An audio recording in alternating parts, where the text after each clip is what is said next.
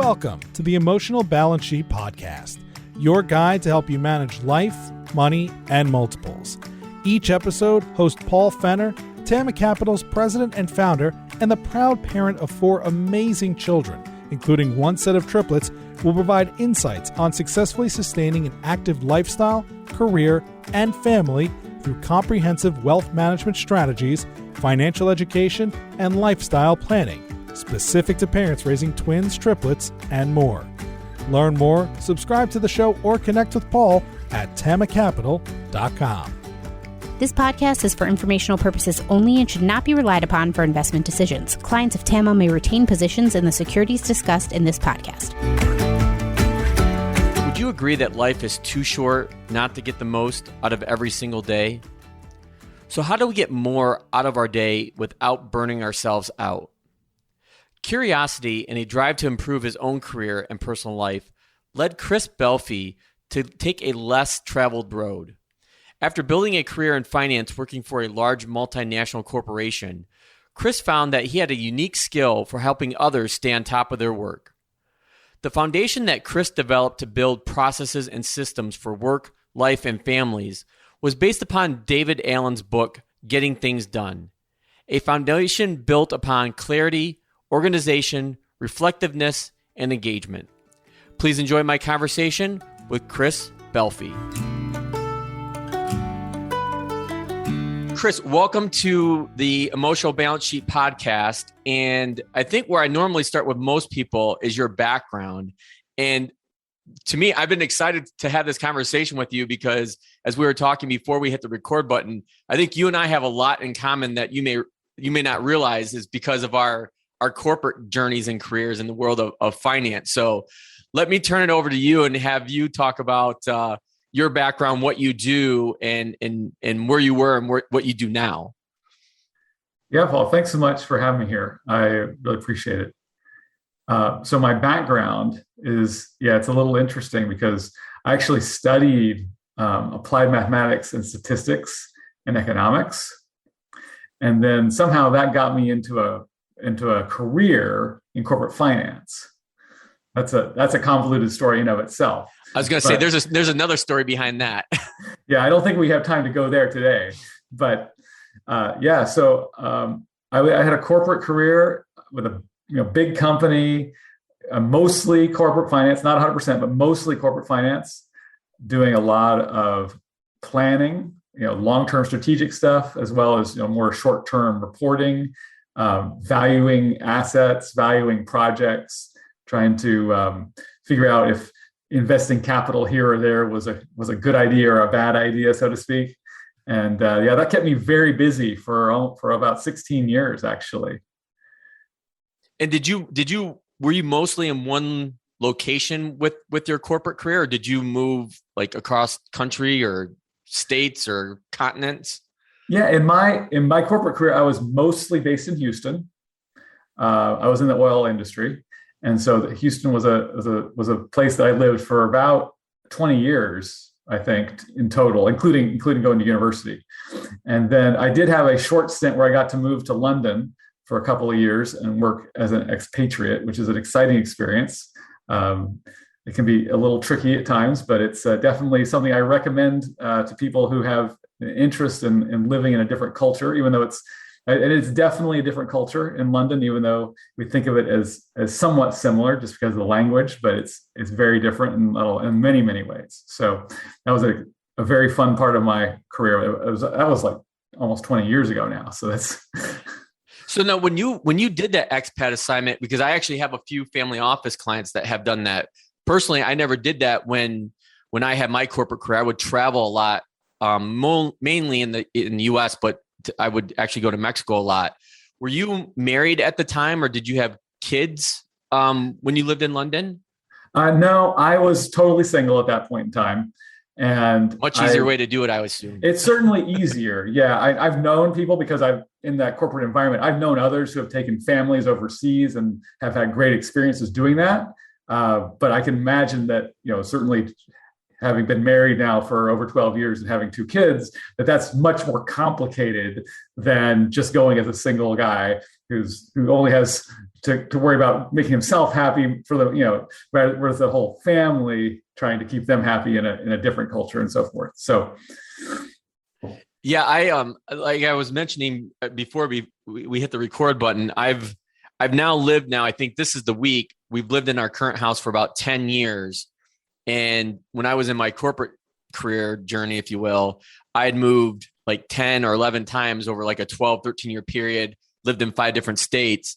And now this is the longest I've ever lived in one spot my entire adult life. And I could never imagine relocating with 4 kids right now. Absolutely. It's interesting because I haven't done the exact math, but since I graduated, I don't think I've lived at the same actual address, although I lived in Houston, which is huge. Right. But I haven't lived at the same address probably for more than about 3 years at a time, I would guess. And my parents, on the other hand, they lived in the same house for about 40 years, right? From about the time I was born till about, I guess I was about 40 when they finally moved out and moved to something different. But it's just very different than the way my parents did things. Yeah, I'm the same. My parents still live in the exact same house I grew up in. So one of the interesting things about this podcast, this show, if you will, is even though I'm a financial planner, I run my own family office. Really, the heart of how the show has turned out has not been financial related at all. It's been about stories and really life transitions and mindset and reframing. And so I was introduced to you by Melody Wilding, who I'll link to our conversation to that in our show notes. And when I'm looking at your background and going through what you've done, you've got a ton of life transitions. And that's why I was so excited about having you on is to talk about this, because a lot of people that I know, that I work with professionally and personally at TAMA, outside of TAMA, I know a lot of people are struggling with careers, even before COVID, and now certainly now during COVID, I guess. And you took action. You literally moved from your corporate world into owning your own consulting coaching business.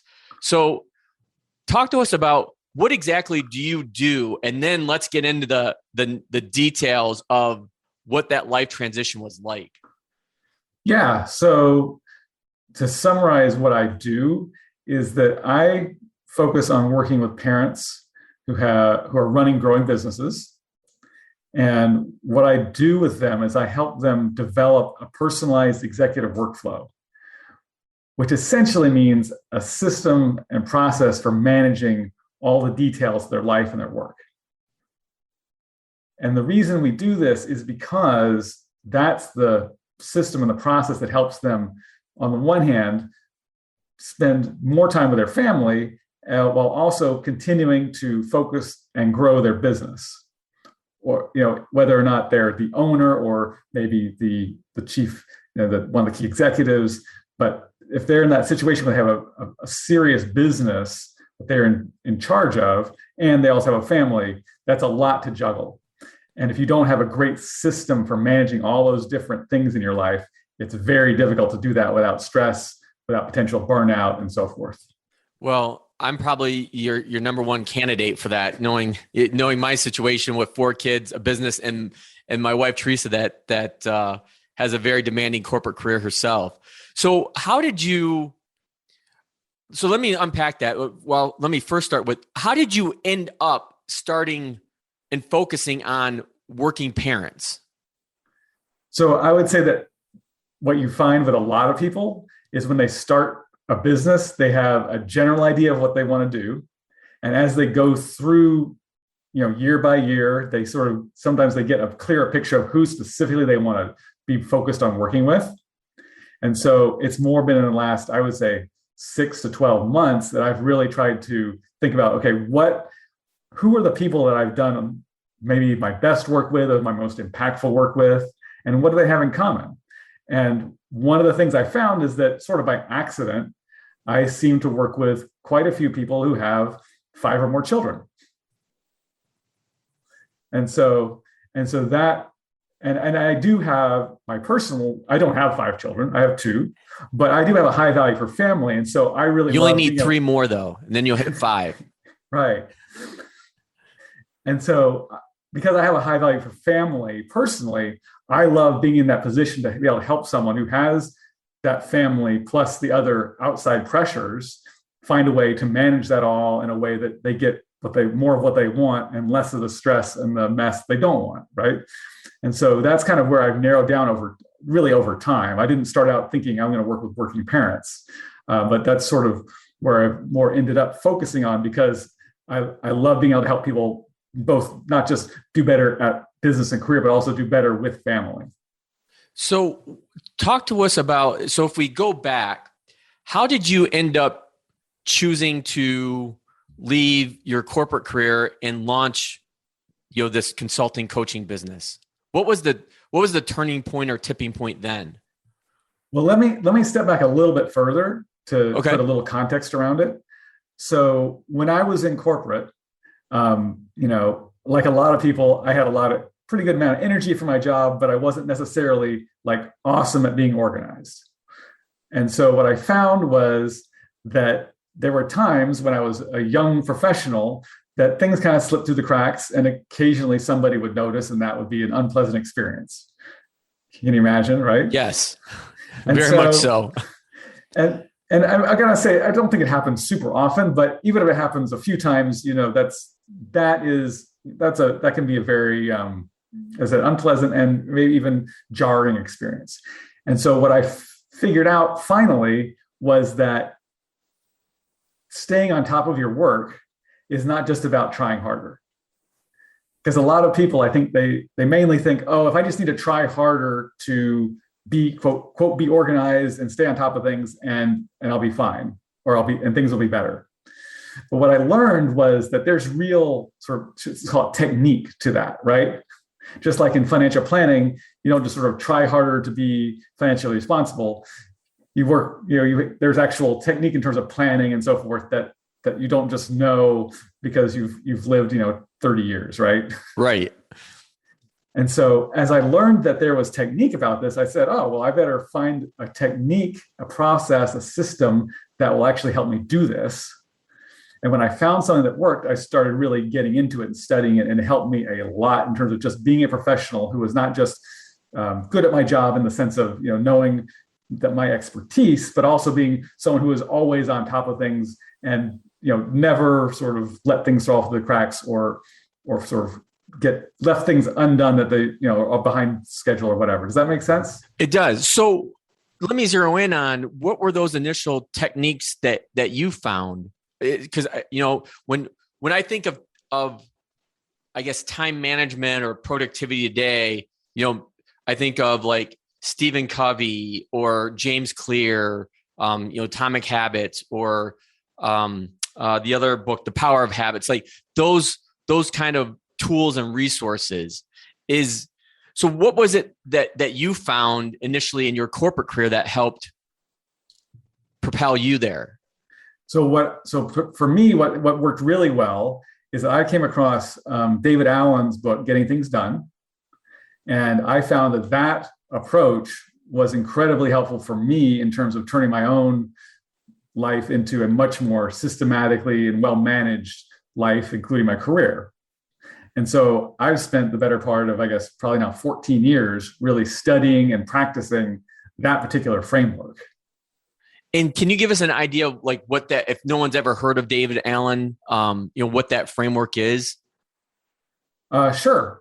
So some of the key things about that framework are breaking down the idea of being organized into, let's call it 5 key steps. The first step is capturing everything that has your attention. And that essentially, in a lot of cases, looks like writing stuff down instead of trying to remember it. And so if you find that you're the person who thinks they can just remember everything, you can benefit a lot from switching over to finding, whether it's writing it on paper or putting it into an app, just putting stuff someplace outside your brain to be managed. So basically taking notes. Taking notes and sort of, we'll call it externalizing those things rather than trying to internally manage them. Okay. Makes a huge difference. The second piece then is clarifying what those different things mean, because you can have a thought about something you need to do, but you may not have a clear picture of what the specific action step is or what the final outcome is that you're trying to achieve. And so if you create extreme clarity around what's the next step that moves that towards finished and what finished really means, then you're set up for much more success in terms of actually making that happen. Okay. So this is like the critical thinking that requires that people, the thing is that people do this thinking, they just don't necessarily do it really systematically and proactively and consistently. Okay. You're always deciding what to do next about things, but you're not necessarily deciding it very proactively and systematically. So taking notes, clarity, and then what's 3? So 3 is organizing, which means, okay, so you've done this great thinking about, okay, here's what I need to do next. Here's where I'm trying to go with this, what the outcome is. Now, once you do that thinking, you need to put it somewhere so you can find it again. And so you have to have some kind of hopefully relatively simple organizing structure where you put that, it could be in a notebook, it could be in an app again, but you have to have some way to organize it so that you can easily find what you need when you need to see it. Sounds like radical common sense, and it is kind of radical common sense, but it's a distinctively different step than the clarifying and the capturing.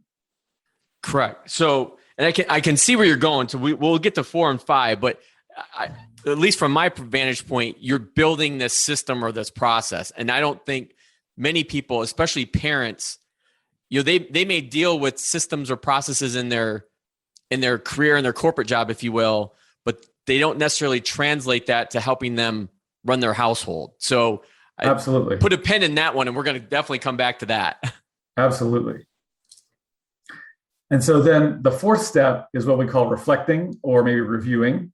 And so once you've captured things and clarified what they mean and what you need to do, and then you've organized it into some system, then you need to come back and look at that. You need to look at you make a to-do list, you need to go back and look at it. Sounds, again, radical common sense.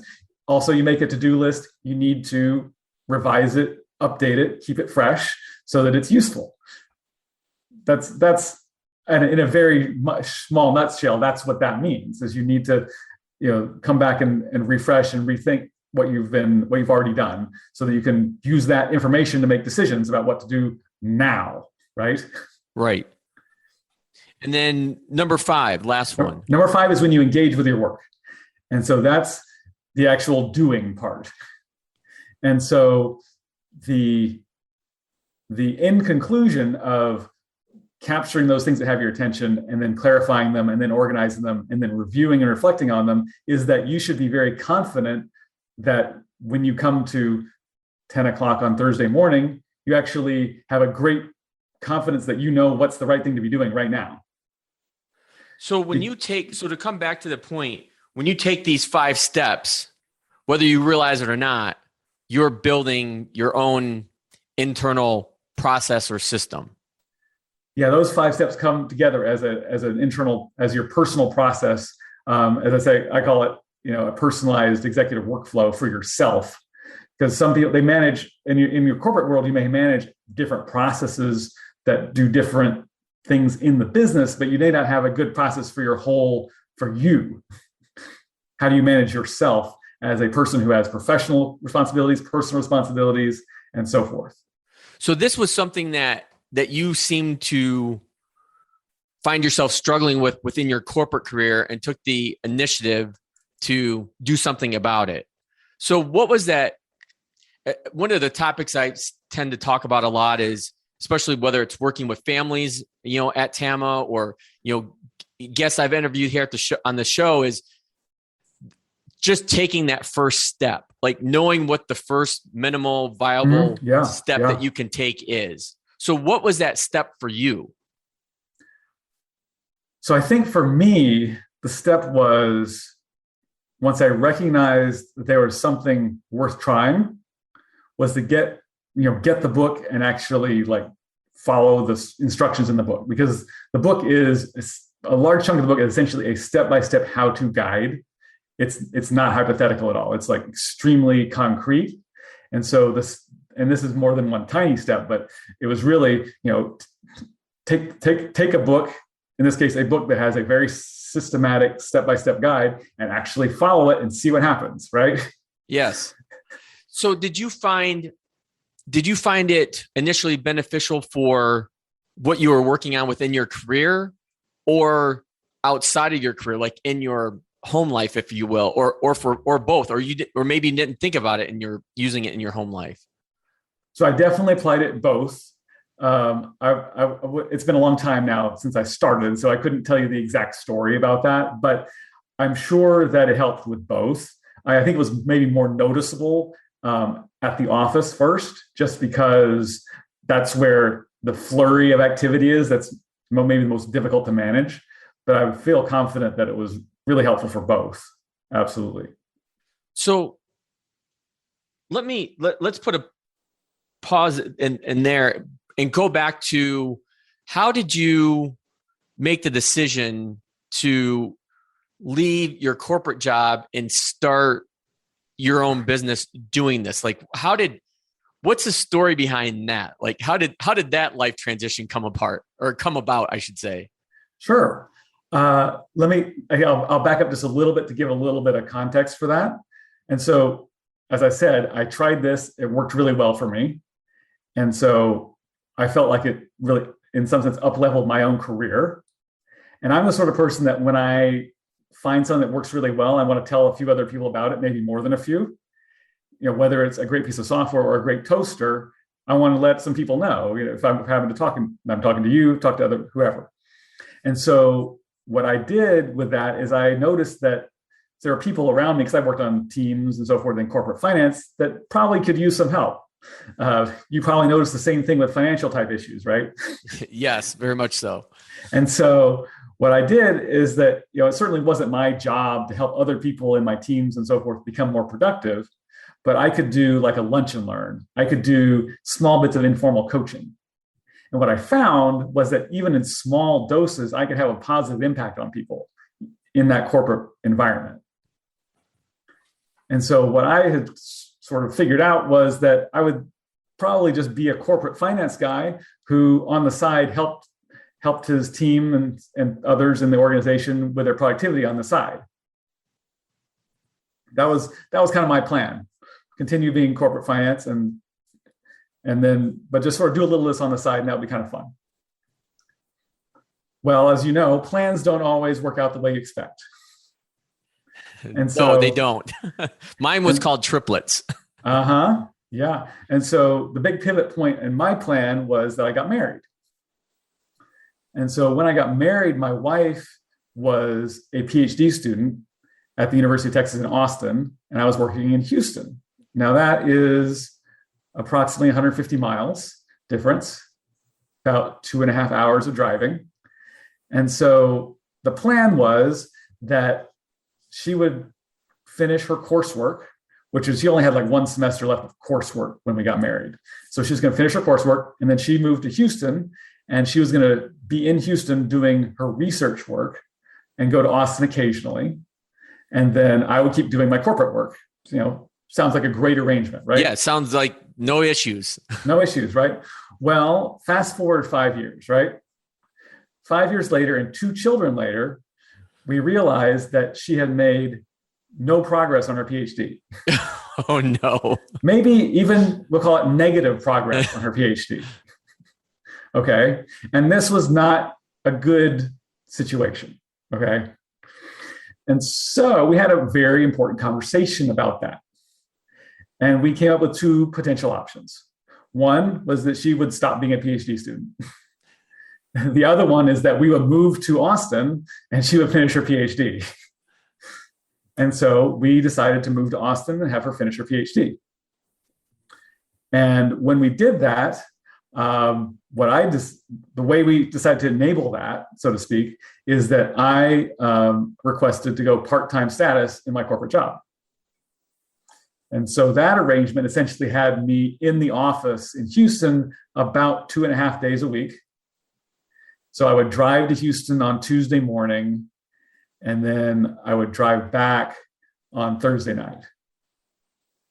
And that would put me in the office for about 20 hours that week. And I ended up doing some remote work from home as well, although that was not, I couldn't work 40 hours in that arrangement. That wasn't going to work, but I could work some. And so that seemed like it was probably going to work pretty well. But when we did this, we did have 2 kids. And so our kids are 4 years old and 18 months old. And they're young. They're young. Yeah. And so it turned out that this was not like the most sustainable arrangement. Now, we were hoping that we could do it for about a year, maybe a year and a half, and then we would move back to Houston. She would have a PhD. I would still have a job. Everything would be great. But we found that this was not really as easy as maybe we thought it would be.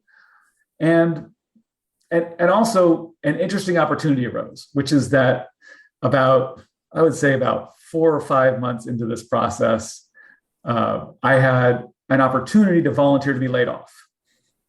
An opportunity to be laid off. Yes, an opportunity to volunteer to be laid off. Okay. So this works different in different companies, but the way this worked was essentially you could tell them that you would like to be laid off, and they would consider that in their process for deciding who would be laid off. They wouldn't guarantee that you would get laid off, right? But they would take that as a significant consideration.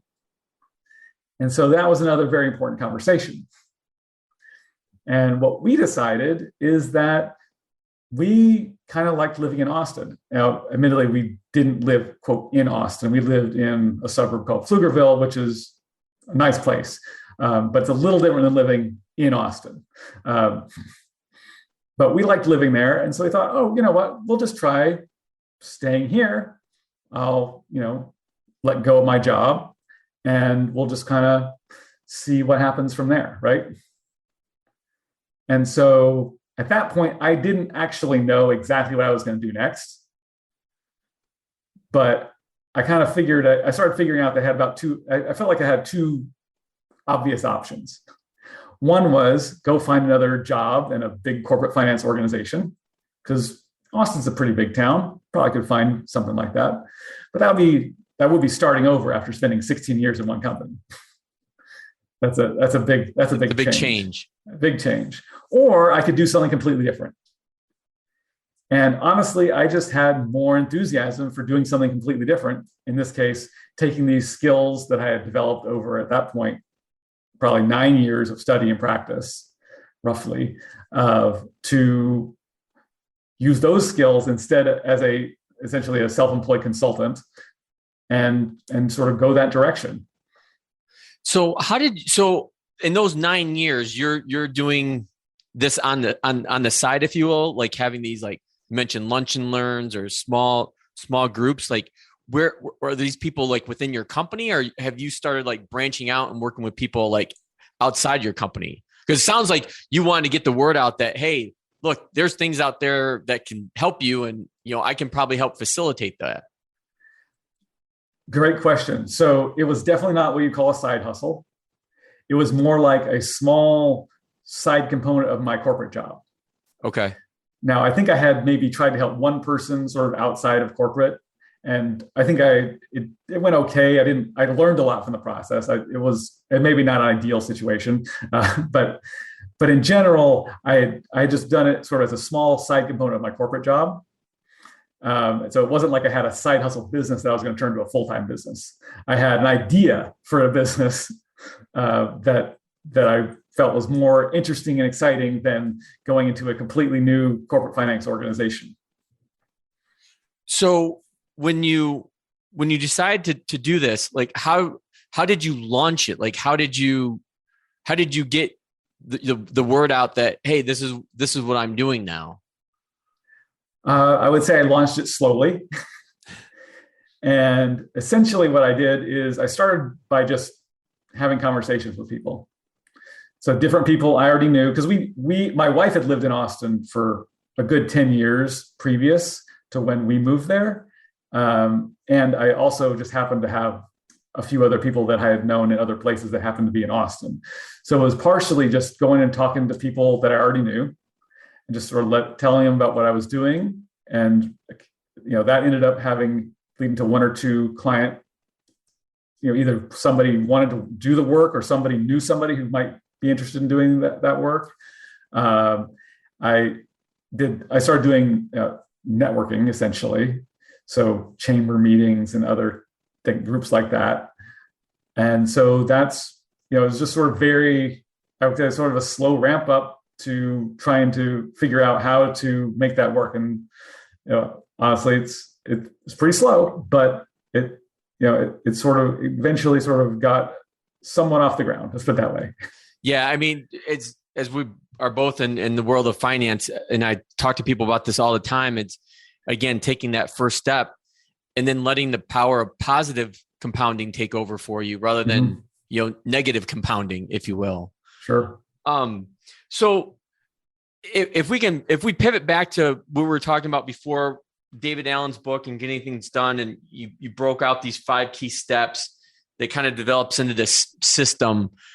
How did it grow or gravitate into working with working families or, parents of that were entrepreneurs or just had multiple kids?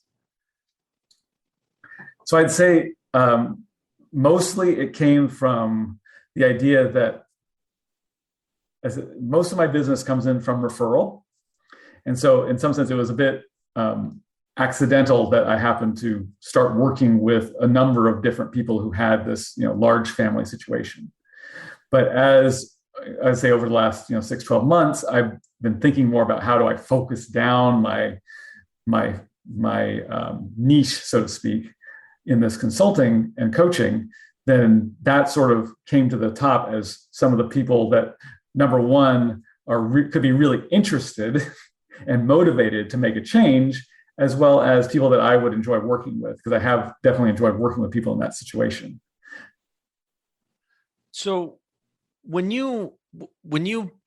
I think about, what a system or a process is, like, how do you initially help a family begin to develop that?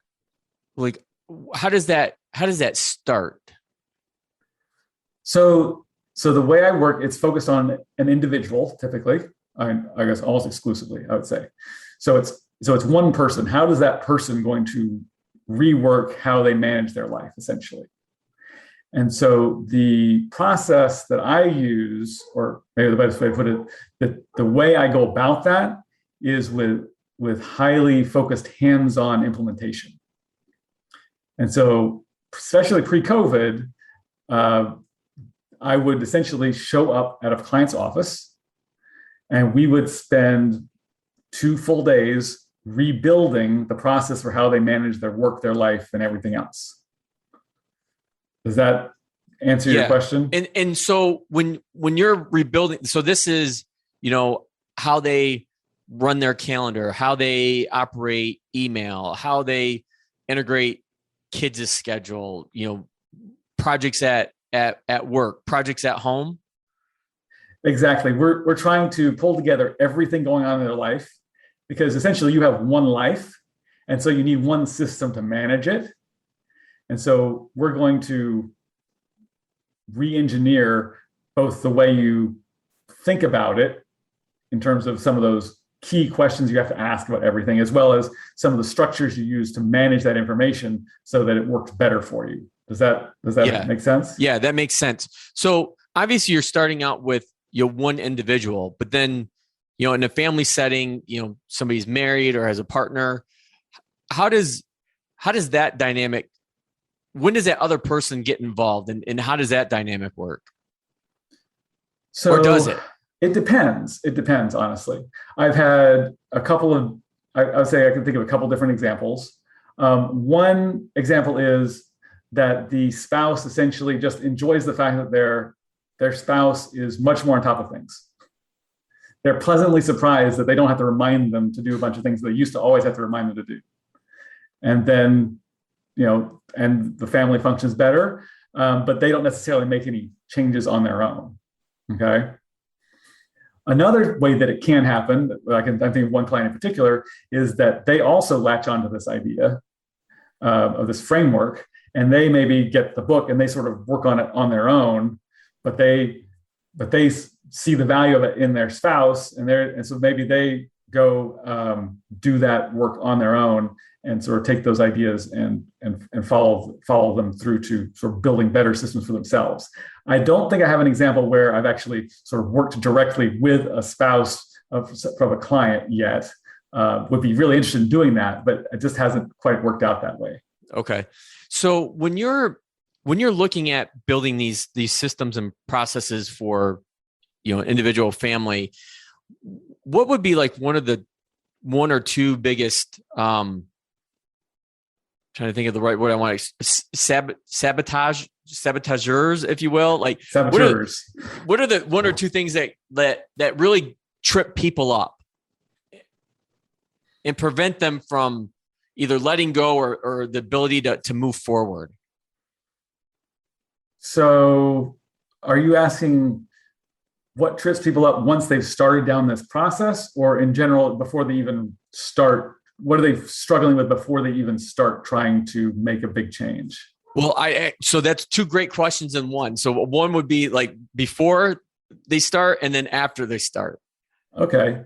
So one of the main things people struggle with before they start is that I'll sort of break into a couple of things. One is there's some people who they just try to manage everything in their mind.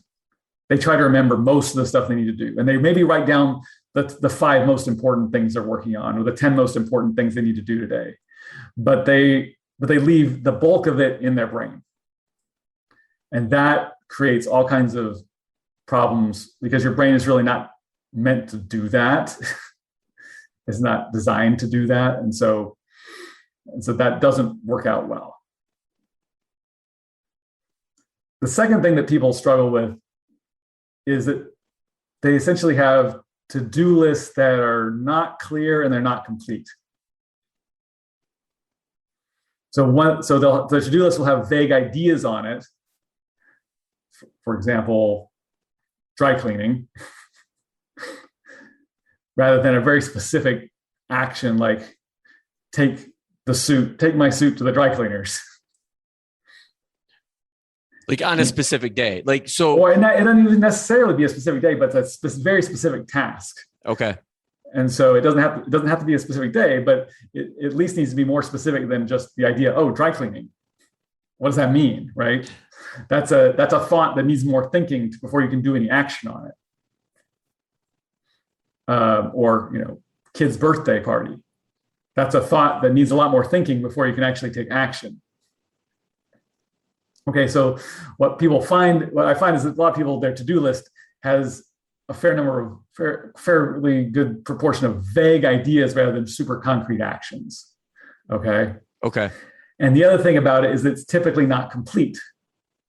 It may be the 10 most important, the 20 most important, the 30 things they thought of yesterday, but it's very unlikely to be essentially a complete picture of all the things they might possibly need to do today or on into the next week or whatever. So then what are some of the one or two things that when somebody does start down this path that can turn into roadblocks? So one of the roadblocks is time, in terms of they're not used to spending time on this particular process. Now, I like to frame that as this process is a process that creates more time on the back end, right?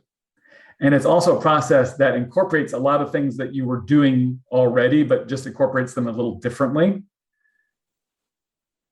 And so for the most part, it's not that much extra work, but it's sort of reshaping when you're doing that work. And it's also, in some cases, work that really, really needed to be done before that you just weren't doing. It was causing you lots of problems, but it's a new thing to do. So right, you have to look at it as a return on investment. Like exactly. It's a significant investment, not just in the initial implementation, but also over time as you maintain that. So do you find, because you talk about like motivation or willpower, and that's a whole nother conversation we'll save for another time. But are people willing to take, do you find that people are willing to take the action that they need to in order to get that return on investment? Or if they don't, how do you help them get them over that hump? Like, this will be beneficial for you long term. Just don't look at it as the here and now. Right. So I would say most of the people I work with, they do take that action immediately. And one of the reasons why it sort of works is because we do the intensive implementation. And so after 2 days of implementation, they have something to work with immediately. And so let's say day 1 and 2, you're doing the implementation. Day 3, you have a different experience. And so because you get to that improved experience so fast, a lot of people, that's enough to keep them going. It doesn't mean they keep going perfectly. And that's what ongoing support is for, to help them continue to improve. But they get enough significant improvement immediately that puts them on a road where they're not going to just quit, generally speaking. Okay. One of the things that I found interesting on your website was this free guide that you offer dealing with email. And for somebody that struggled with email for a long time, can you walk us through some of the things that you point out with this guide to help people deal with email? Yeah. So the guide is specifically about keyboard shortcuts for email. And the reason, and that's a very, very specific topic, right? Yeah, I've never heard something specific regarding email tying it back to keystrokes. And so the reason that I've got that guide out there is because it's a very quick win, in the sense that if you can train yourself to use a few keyboard shortcuts, what you'll find is you can get through your email a lot faster. The research that I've heard says that when you go from your keyboard to your mouse, you slow down by about a factor of 3. And so you start creating, instead of doing these mouse clicks, you're doing these keyboard shortcuts. Suddenly you get through your email faster, and that makes it easier to clear out your email, right? Right. And so the guide is simply a compilation of I think it's maybe 7 most important keyboard shortcuts that you need to be significantly more efficient on your email.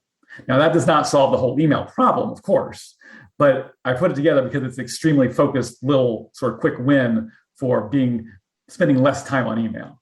Okay. So, Chris, I know that I only have you for a finite period of time. So I want to get to my closing question that I ask all of my guests. And knowing that you have two kids of your own, what is the best thing about being a parent? That is such a great and interesting question. So I was thinking about that since you sent me the question in advance. And it's a little hard to identify, specifically what is the best thing about being a parent, because it's such a multifaceted experience, right? But I would say one of the best things about being a parent is when you see your children. My children are 6th grade and 3rd grade, so they're about 2.5 years apart. And so when I see them playing together, very, very focused and sort of collaboratively and immersed in what they're doing for significant, for maybe an hour at a time, it's like, I must have done something right. Now, I'll admit that I will credit my wife with being, significantly better at the whole parenting process than I am. But I will say that I must have done something right if my kids, 2.5 years apart, can play very, enthusiastically together for over an hour, doing whatever it is they do. So that's one of the things that I think is one of the best things about being a parent. That is everybody answers the question in a very unique way, which is one of the reasons why I don't want to. I'd like to give that question ahead of time so people can really think about it, because it is a pretty loaded question. But that's an answer that I have yet to hear, and that's the reason why I love closing with this question is the uniqueness, because everybody's different. Everybody's got a different story to tell about it. So, Chris, I think that's a fascinating way to close our conversation. I can't thank you enough for being on the Emotional Balance Sheet podcast, Chris. We'll make sure to link to that free guide and your website so people can learn more about you, and look forward to many more conversations to come. Thanks a lot, Paul. It's been great to be here with you. Thank you for listening to this episode of the Emotional Balance Sheet podcast. Please visit tamacapital.com to subscribe to this podcast or to connect with certified financial planner and registered investment advisor Paul Fenner of Tama Capital. And please join us again next time on the Emotional Balance Sheet podcast.